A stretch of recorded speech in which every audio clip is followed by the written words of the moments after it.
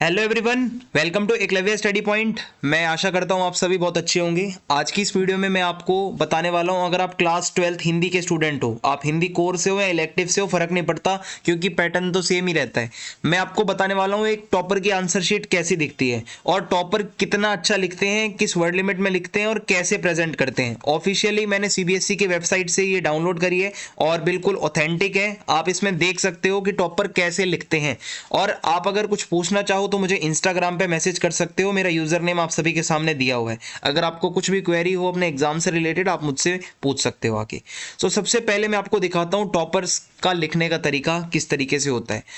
ये क्या है, इन्होंने एमसीक्यूज वाले क्वेश्चन को कुछ इस तरीके से लिखा है, ठीक है, जो कि आप देख सकते हो कि इन्होंने कैसे लिखा हुआ है। ठीक है, आप अगर देखोगे इन्होंने अच्छे से डबल लाइनें खींच रखी हैं। ठीक है, और एमसीक्यू को स्किप करके मैं सीधा उस पे जाता हूँ कि ये लोग डिस्क्रिप्टिव आंसर अपना कैसे लिखते हैं।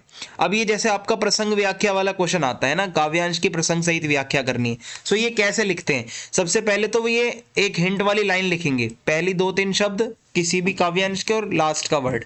ऐसे लिखा जाता है। फिर उसके बाद होता है संदर्भ, कि आपने ये पंक्तियां कहां से ली है। तो आप ये लाइन लिखोगे कि प्रस्तुत पंक्तियां हमारी पाठ्य पुस्तक अंतरा भाग 2 के नवीन काव्य खंड से संकलित कविता बनारस से उद्धृत है। ठीक है, ये बहुत बढ़िया संदर्भ लिखा है इसने। अब उसके बाद प्रसंग में आप थोड़ा सा हिंट दोगे कि कवि ने क्या बताना चाहा है इस कविता के अंदर। ठीक है, कि भाई बनारस शहर की श्रद्धा आस्था के बारे में बताया है। अब आप अगर व्याख्या देखोगे तो इसने पैराग्राफ में व्याख्या करी है, पॉइंट में नहीं करी, तो बिल्कुल सही है। व्याख्या हमेशा पैराग्राफ में ही करी जाती है। और आप अगर यहाँ पे देखोगे कि इसने किस तरीके से लिखा है, आप इसकी वर्ड लिमिट देख सकते हो कि भाई कितना लिख रहा है ये एक पेज के ऊपर।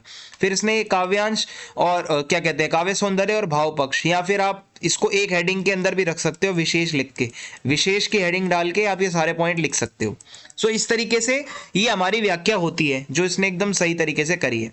फिर उसके बाद जो आपके कविता वाले जो प्रश्न आते हैं, जिसका आंसर आपको 40 शब्दों में लिखना है। अब एक गलती मैं आपको बताऊं यहाँ पे इसने क्या करी है। ये बेशक टॉपर है, मैंने भी अपने सीबीएसई बोर्ड एग्जाम में 95 स्कोर करे थे हिंदी में, 100 आउट ऑफ, मैं भी एक टॉपर था। लेकिन मैं आपको बताऊं हर टॉपर का लिखने का तरीका भी अलग होता है। तो मैं अगर इसकी जगह होता, मैं क्वेश्चन कभी नहीं उतारता। आपको भाई क्वेश्चन उतारने में टाइम क्यों वेस्ट करना है, आपको अपना सीधा आंसर नंबर डालो और अपना लिखना स्टार्ट करो। क्वेश्चन उतारने का टाइम नहीं होता। आप अगर क्वेश्चन भी उतारोगे तो आपको भाई और लंबा पड़ जाएगा फिर वो। ऐसे में आप क्या करें कि यहां से सीख लो। ये टॉपर है, इसके आंसर लिखने का तरीका बहुत अच्छा है, बट कहीं कहीं मिस्टेक्स, देखो इंसानों से ही गलती होती है और ये गलती है इसकी। और मैं आपको बताऊं कि यहाँ पे ये जो लाइन होती है, ठीक है, आप ये मान लो आपने आंसर नंबर 10 है।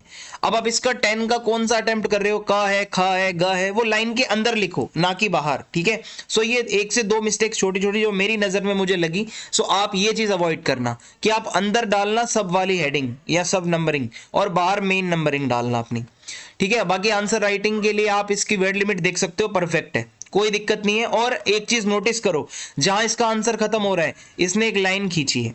ठीक है, ये लाइन खींचना बहुत इंपॉर्टेंट होता है और बहुत ही अच्छी निशानी होती है कि आप टॉपर हो सच में, क्योंकि आपका अगला आंसर कहां से शुरू हो रहा है ये पता चल जाता है, क्लियरली सेपरेशन हो जाता है दो आंसर्स के बीच में। अब यहाँ पे आप देख ही सकते हो, ठीक है, कि इसने किस तरीके से अपने आंसर्स को लिखा है और बहुत ही परफेक्ट है मेरी नजर में। आप देख सकते हो यहाँ पे इसने ज्यादा पॉइंट्स में आंसर नहीं लिखे, पैराग्राफ में लिखे हैं, जो कि एक बहुत बढ़िया स्ट्रेटेजी होती है हिंदी के एग्जाम के लिए। आप अगर लैंग्वेज का कोई भी एग्जाम दे रहे हो, इंग्लिश है, हिंदी है, आप कभी भी पॉइंट्स में, बुलेट पॉइंट्स में अपने आंसर मत लिखना।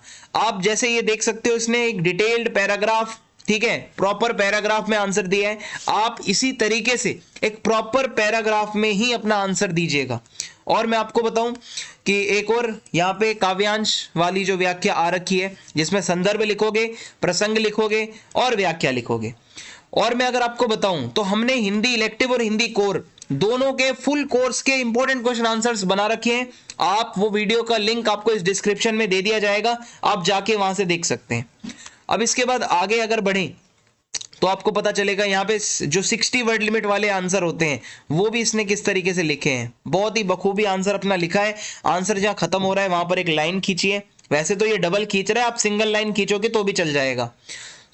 अब आपने एक चीज, दो चीज जो मैंने यहाँ पे कमियां बताई हैं वो नोट कर लेनी है। वो दिक्कत आपको नहीं आनी चाहिए कि आपकी ये जो लाइन है, आपकी छोटी नंबरिंग जो होती है, 1 2 3 वाली या का खा ग वाली, वो लाइन के राइट साइड चलेगी नंबरिंग, और जो आपकी क्वेश्चन नंबर की मेन नंबरिंग है वो लेफ्ट साइड चलेगी लाइन के बाहर। बस ये चीज नोटिस रख लेना आप भाई, थोड़ा दिमाग में याद रखना, ठीक है।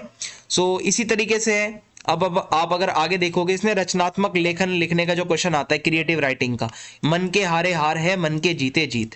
सो भाई इसने बहुत अच्छे से लिखा है कि किसने ठीक ही कहा है कि मन के हारे, इसने कोट करके बताया है ना, ये बहुत अच्छा लग रहा है। क्रिएटिव राइटिंग में ये चीजें बहुत अच्छी लगती हैं। और नर हो ना निराश करो मन को, बीच बीच में ऐसी लाइनें आप अगर इंसर्ट करते हो भाई, जो चेक कर रहा है उसको बहुत अच्छा लगता है, तो आप ऐसी लाइनें बीच बीच में डाल सकते हो, ठीक है। कि भाई मन अगर वश में है तो निराशा के भंवर से बाहर निकलना सहज है, मतलब बहुत बढ़िया इसकी वर्ड की चॉइस, शब्द बहुत अच्छे।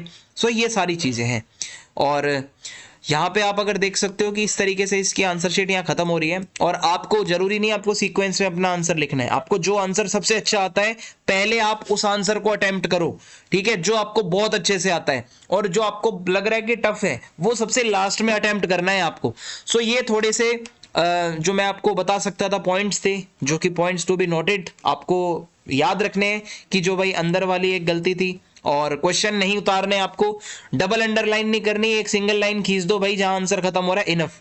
सो ये दो तीन चीजों से आपने बहुत कुछ सीखा होगा, और इसका बहुत ज्यादा असर पड़ेगा अब आपके आंसर जब आप लिखोगे अपने बोर्ड एग्जाम में। सो आई होप आपको वीडियो हेल्पफुल लगी होगी। आप कमेंट बॉक्स में जरूर लिखना कि ये वीडियो आपको कैसी लगी। जय हिंद, जय भारत, मिलते हैं नेक्स्ट वीडियो।